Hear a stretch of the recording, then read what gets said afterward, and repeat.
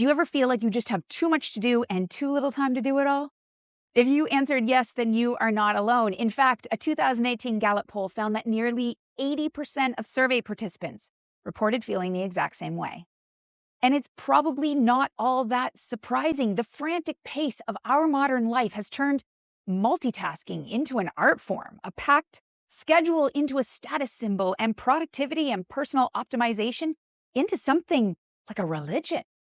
But this constant preoccupation with not having enough time can have detrimental impacts on our physical health, on our mental health, on our relationships, and our workplace performance. And it's not just that, there's a ripple effect. For example, there's studies that show that the more time pressure we feel, the less helping behaviors we demonstrate towards others, and the less likely we are to even think about the world at large, including making things like environmentally conscious decisions.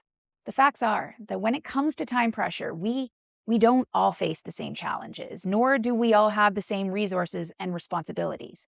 But what we do share is that we all have the same limited time constraints of 24 hours a day, 365 days a year. So if time currently feels like your ever-present enemy, then I have 3 counterintuitive but science-backed strategies to help you make time your friend so you feel less overwhelmed by the things you need to do and feel like you have more time for the things that you actually want to do. If you find yourself feeling short on time, the first time management strategy is to add something to your day that engages you. When our schedules include more fulfilling and engaging activities, we feel less busy, burned out, and bored. In fact, Laura Vanderkam, an expert in the field of time management and the author of the book 168 Hours, You Do Have More Time Than You Think, found that after monitoring hundreds of time logs, people who did something mid-week that was outside of their normal routine tended to feel like they had more time the following day.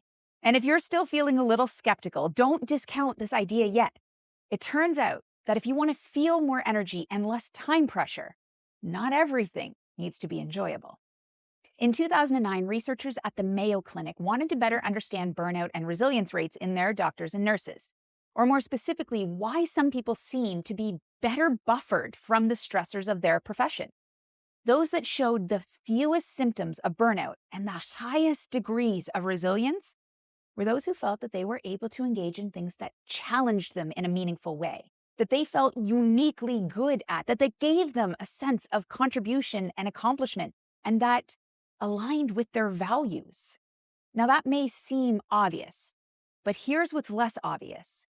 It was the proportion of time spent doing work that mattered to them that actually made the difference. And this is the time management strategy number 2.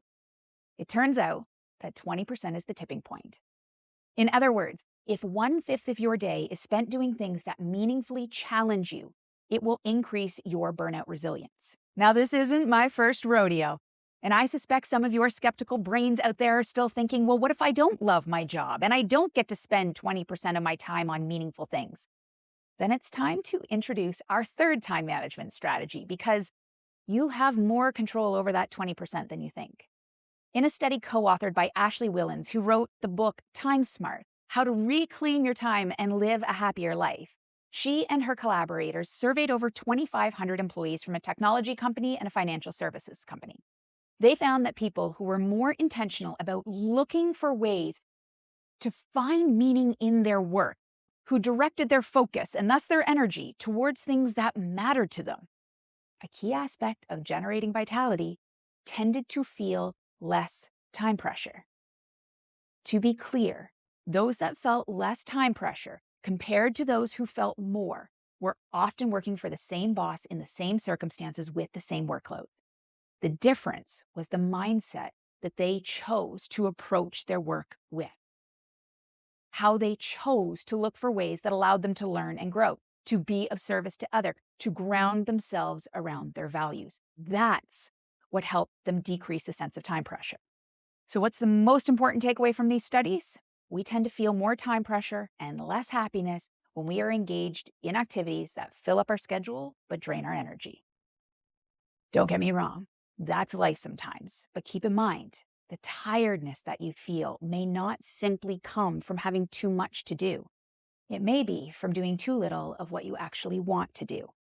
And you can change that by adding things in or swapping things out, by hitting that 20% tipping point, and by taking control of your mindset and changing how you think about the things that fill your time. You can't add hours to your day, but you can change how you spend those hours.